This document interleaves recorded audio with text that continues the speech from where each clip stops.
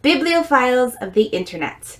My name is Adriana and today I'm here to do my first round of mini reviews. Just a heads up, every single one of the mini reviews I'm going to be doing today is spoiler free. Every single review I do on this channel is spoiler free. So we'll see how this format goes. I guess I have 4 very different books to discuss with you today, so I think we should just get to it. The first book I want to briefly discuss is Mosquitoland by David Arnold. In short, this is a YA contemporary novel about a young girl named Mim who lives with her dad and her stepmother in Mississippi. Shortly after moving there, she hears the news that her birth mother back in Ohio has come down with some kind of illness and has been hospitalized, so she jumps on a Greyhound and travels from Mississippi to Cleveland, Ohio. How do I put this gently? This book was hella okay. Just okay. Honestly, I think the story itself is not the problem. I think it has a very good premise and it has a lot of potential, but I had so many issues with the writing. The bottom line about Mim's narration is that it's trying too hard. The narration is trying too hard to be quirky and to be out there, and every other line wants to be something profound and poignant and grandiose, but it's not. And the narration is trying so hard to be quotable, which is something that should never happen in good writing. I think a reviewer on Goodreads put it best, and they said they could never forget the entire time while reading this book that there was a writer involved. And I definitely agree, because while I was reading this book, I could never lose sight of the fact that the writer was pulling the strings in a certain way and trying to evoke certain emotions and doing certain maneuvers. Another colossal issue I had with Mosquitoland was the protagonist herself, Mim, and how she was characterized. I will just say this. Mim is very blatantly a product of a male's understanding of what it means to be a girl. In other words, she is a female character who is very obviously crafted by a male. Basically, Mim is just a horrible person who thinks that she's better than everyone for stupid reasons, like she buys her shoes from Goodwill or she loves the sound of records over CDs. And she literally refers to people who are not on her level as generics. She spent a lot of her time just talking crap about other female characters, even if they weren't directly involved in the story. I hate to say this, but it's kind of the literary equivalent of that one person you know who's like, hey, I can't be racist, I have black friends. It's basically like David Arnold saying, what?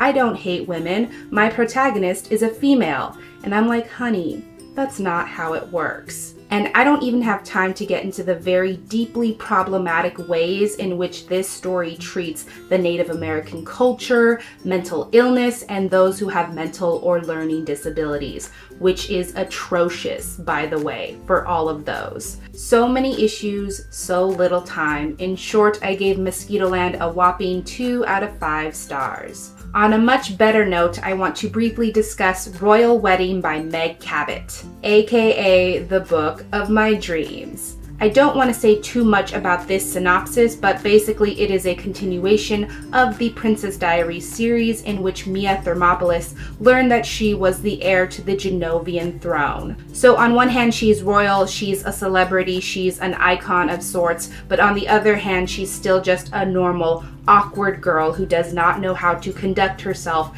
as a public figure. Obviously, in Royal Wedding, Mia is getting married, but as fans of the Princess Diaries series know, nothing for Mia can ever be easy or go as planned. I literally don't have anything bad to say about this book. Did you think that I would find any faults or complaints with this book, which I have waited years and years and years for? And let me just say, as a true fan of the Princess Diaries series, this book definitely lived up to all of my expectations. It made all of my dreams come true, and every single page was just a true joy to read. Really, I feel like it's just an honor to be able to have this book and to own this book. It feels like a treasure. It feels like a gift from Meg Cabot to her fans, and it's so rare that you see an author give back to their fandom in something like this. And like I just said, this really is a gift from Meg Cabot to her loyal fans, and I feel grateful, I really do. This book was more than I could have ever imagined for any of these characters. It was so rewarding as a fan to see where all these characters are now and what they're doing with their lives. The Princess Diaries series is a series known for its numerous pop culture references, so it was great to see that element maintained throughout this book and to hear all of the new modern pop culture references. That was a joy. Another really great thing about this book is that Mia's character is very much preserved. She is the same hilarious, neurotic Mia that we all know and love, but at the same time she shows maturity and she shows growth. She's much more calm and collected, even though she is still very stressed out. She still makes mistakes, she still freaks out about things, but she has a little bit of a better handle on her life. So it was really great to see how she had grown as a character in the time between this book and the last Princess Diaries book. So I'm not going to say this book is perfect or that it doesn't have its own faults, but I loved it so much, and of course I gave it a 5 out of 5 stars. On another very different note, after that I read a graphic novel, and that was Blue is the Warmest Color by Julie Moreau. This story is about a girl named Clementine who can't reciprocate her boyfriend's feelings, so ultimately she ends up breaking up with him. Shortly thereafter, her gay best friend takes her out for a night on the town where they hit up all of the gay bars, and she meets a girl named Emma who she desperately falls in love with. Let's get one thing straight. This graphic novel is impossibly stunning. I was really surprised by how moved I was after I read this story. I could not get it out of my mind, and I think that's because it was so simple, so straightforward, very honest, very raw. The visual depiction of physical desire and intimacy is so beautiful, and it's so real. Besides the wonderful story itself and the dynamic characters, as well as that real connection brewing between them,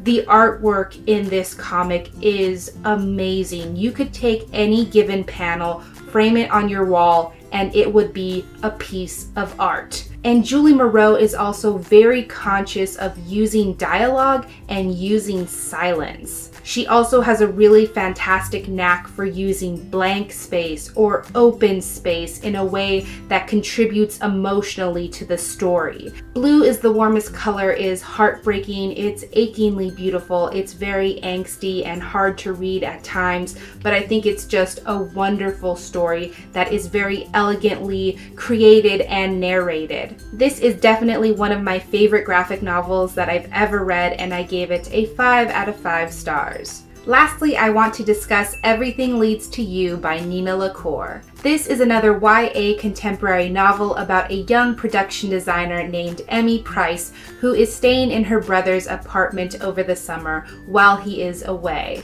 In the midst of furnishing and designing this set for a film that she is working on, and in a crazy turn of events, Emmy is offered a look at this script for a very special indie film that she wants to get involved in. And so taking on that job turns her summer upside down. I should start by saying that I wanted to read Everything Leads to You for one reason and for one reason only, and that's because the main character, Emmy, is a lesbian, and it's so rare to see lesbian main characters in YA fiction. And in that respect, I have to give props to Nina LaCour because I think she handled the lesbian representation in this novel very well. What I really liked about the LGBT aspects of this novel was that it wasn't a coming out story. It wasn't about a character struggling with their sexuality or feeling the need to confess it to their friends and their family. It's not something that is secret about Emmy. She's very public about it. She's very open about it. She has had girlfriends in the past, and she's looking for a girlfriend as the story commences. Besides that, I have to say that I really did enjoy this story. I thought it was a feel-good,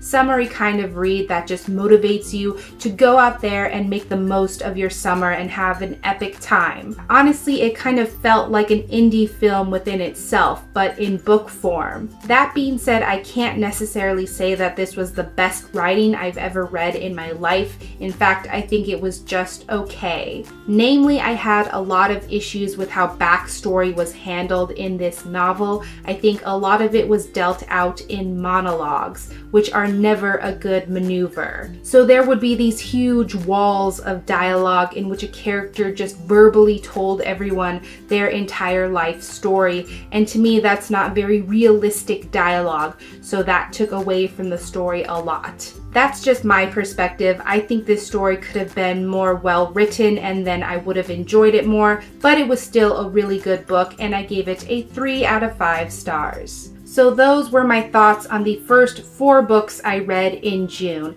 If you have also read any of the books I discussed today, please let me know what you thought of them down below. Let me know if you enjoyed this mini review sort of format because I would like to do more of these videos in the future. But that is everything I had for this video today. Thank you so much for watching. I really hope that you enjoyed it, and I will catch you on the flip side of the page.